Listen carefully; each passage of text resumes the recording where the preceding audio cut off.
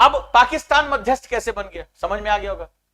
एक तो इसको हर बात के लिए पैसे चाहिए, अमेरिका बोले ईरान मारेगा बहुत, हम कैसे मीडिएशन करें, ठीक है बहुत मारेगा। एक तो हम सऊदी के साथ पहले समझौता करके बैठे हैं, वो ढूंढ रहा था इधर उधर, बोले मारेगा बहुत। अब अभी अफगानियों ने मारा तो चीनियों ने बचा लिया, अब ईरान मारे तो थोड़ा मार खा लेना भाई के लिए। कैसे खा लें, दवाई में बहुत खर्चा होता है, पैसा नहीं घर में। अच्छा ठीक है काम करो, दो भाई इसको कुछ $1 मिलियन दो, $1 मिलियन पहुंच गए, बोले ठीक है मार खा लेंगे, पैसा मिल जाए, खाना खाने के लिए नहीं मारता, वैसे खाते रहते हैं, भारत जब देखो तब मारता रहता है। तो चलो कहाँ किससे बात करनी, पैसे के लिए हम किसी से बात कर लें, इस ससुर एलियन से बात करके चले आए। ये तो हुआ ईरान से बात करनी है, इनसे बोला जाता है, डोनाल्ड ट्रंप बोल देता है इनसे कि जाके एलियन से बात करके आओ और समझौता कराओ, तो ये ससुर एलियन से भी बात, और दावा भी कर देते। पाकिस्तानियों के दावे की तो कोई बात ही नहीं, मीम्स में उन्हें दावा करना है। इन्होंने हमारे कितने रफाल जो है मीम्स में गिरा रखे थे। पाकिस्तान मीम्स वॉर में हमसे बहुत आगे, एक ही वॉर में तो पाकिस्तान हमसे बहुत आगे, मीम्स वॉर में। इनकी जो फोर्सेस है, जो ये नाम लेते अपनी फोर्सेस का, वो तो हम लोग ले भी नहीं सकते। इनकी फोर्सेस महान है, ठीक है, बहुत गजब ही लेवल, इनका लेवल ही अलग है, इनकी टेक्नोलॉजी अलग है। इनके टीवी पे डिबेट चल रही थी परसों, पता है, तो एक बोला इंडिया में जो है, ऐसे बोला, उनका डिबेट चल रही है, इंडिया में जो तेल है वो 100 रुपए का मिल रहा है, पाकिस्तान में तेल 300 रुपए का मिल रहा है। तो देश की जनता, प्रबुद्ध जनता, और टीवी बैठा है, नेशनल टीवी बैठा है, तो कह रहे तो अच्छी बात है।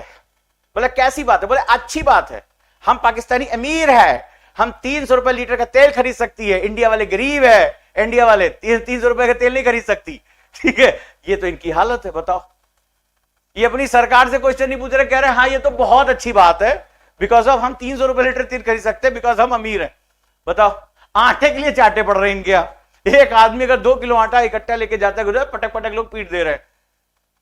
आटे के लिए चाटा खाने वाला देश, और जो है वो क्या कह रहा है 300 रुपए लीटर तेल, मतलब हम अमीर हैं हमारे। मतलब इनका जो मानसिक दिवालियापन है वो अलग ही लेवल पे। इनको एलियन ही ले जाएंगे, ठीक है, इनको एलियन ले जाएंगे, केस स्टडी के लिए रखेंगे कि ऐसी मानव प्रजाति पैदा कैसे हुई, ऐसी मानव प्रजाति पैदा कैसे हुई।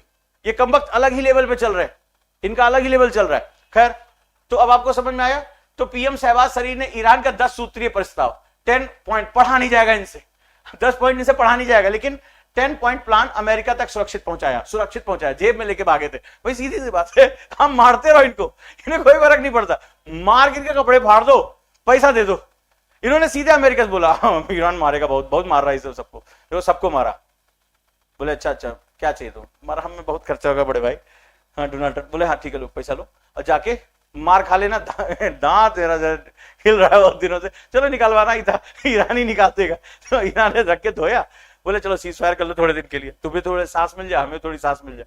खैर, तो इसमें ये फंसा हुआ था पाकिस्तान। तुम लोग लग रहा हो कि वॉर में पाकिस्तान नहीं है, एक्चुअली इसने किया है सऊदी के साथ समझौता। तो अगर वॉर होती है तो क्या होगा, इसको उतरना पड़ेगा। इसने जानबूझ के अफगानिस्तान पे हमला किया था, कोई मतलब था अफगानिस्तान पे हमला बात करने की, इसने जानबूझ के हमला किया था ताकि सबसे बता सके सऊदी बोले देखो हमारी लड़ाई चल रही है, हम तुम्हारी भी मदद करने नहीं आएंगे, नहीं तो इसको उतरना पड़ता। तो इसको पता था कि अफगानिस्तान तो एयरफोर्स है नहीं, उसके पास तो ज्यादा कुछ कर नहीं पाएगा, भारत अभी मदद नहीं पहुंचा सकता क्योंकि चाबहार लॉक हो गया है, एक ही रास्ता वहां तक पहुंचने का।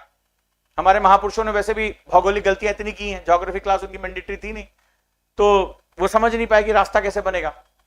खैर, तो अब ये हुआ क्या कि इसकी जो है बहुत बुरी हालत थी, और अगर ईरान ये सऊदी के साथ खड़ा हो जाता तो ईरान तो मतलब वो जहरीला थूक भी थूक देता तो मर जाते, खत्म हो जाते। एक तो बलूचिस्तान बॉर्डर लगता है ईरान के साथ, अरे इनकी ऐसी तैसी कर देते ये सब। तो इसने जान बचाने के लिए जबरदस्ती अफगानिस्तान को पीट दिया, अफगानिस्तान पीट दिया। जैसे नहीं पापा मम्मी में झगड़ा हो, अब पापा भी गुस्से में आ गए तो मम्मी का तो बच्चों को पीटना शुरू कर देती ताकि ध्यान आपस में ना रहे। अब बच्चे पिट रहे हैं, बच्चे चिल्ला रहे हैं, सिंबॉलिक मैसेज जा रहा है। ये बिल्कुल वही हालत उसने कर रखी है। तो यहां पर भी वही चीज हुई। तो अब क्या रहा, 11 अप्रैल से इस्लामाबाद में दोनों देशों के बीच रणनीतिक बातचीत होगी। मैंने आपसे कहा था, हमसे गलती हुई है थोड़ी सी, मैंने आपसे कहा था दिल्ली में ये टॉक होनी चाहिए थी, ले गया मौका, ले गया मौका। अब ये मौका है या नहीं है, ये 14 दिन के अंदर पता चलेगा, क्योंकि इजराइल इसमें जो है वो अभी मूडी है। तो भारत के लिए कुछ बहुत ही कठिन रास्ते हैं। अब ये अभी अंदाजा लगाना बहुत मुश्किल है कि भारत ये टॉक दिल्ली में करा सकता था कि नहीं करा सकता, और भारत को ये टॉक अभी करानी चाहिए क्योंकि टॉक की स्थिति है या नहीं है ये अभी कुछ दिन में पता चला कि इजराइल विलिंग नहीं है इस वॉर को रोकने में। हालांकि उसको उम्मीद नहीं थी कितना नुकसान उसका हो जाएगा, लेकिन वो जितने भी उसके मैंने अभी तक इंटरव्यूज देखे इजरायली लोगों के, जो वहां के नेता हैं, कि भाई ये डू और डाई, मतलब उन्होंने कहा कि 100 सालों में ये मौका में एक बार मिला है, ये दोबारा नहीं मिलेगा। अगर इजराइल दोबारा यहां पर संभल गया, उसने अपना न्यूक्लियर प्रोग्राम शुरू कर दिया, हम दोबारा हम ईरान का कुछ नहीं बिगाड़ पाएंगे। तो इजरायली कह रहे हैं कि या तो हम खत्म ही हो जाएंगे या तो फिर हम इसको निपटा देंगे। बोले ये 100 ईयर्स में आने वाला मौका है, हमने इसकी बहुत लंबी तैयारियां की। तो इजराइल पीछे नहीं जा रहा और भारत इजराइल के साथ है, ये सोचने वाली बात है। इसमें कुछ बहुत बड़ा हिडन गेम है कि पाकिस्तान का यहां पर बहुत बड़ाई होगी पूरी दुनिया में, चिल्लाएंगे तो ही है, हमने रुकवा दी वॉर, हमने रुकवा दी। एक वो बेवजह चिल्लाता था पूरे टाइम की भारत पाकिस्तान की वॉर हमने रुकवा दी, एक इन्हीं का चेला है वो भी ऐसे करेगा। तो अभी ये देखना पड़ेगा ये वॉर ट्विस्ट कहां हो रही है, ये रुक रही है, पॉज है, ये समझना पड़ेगा।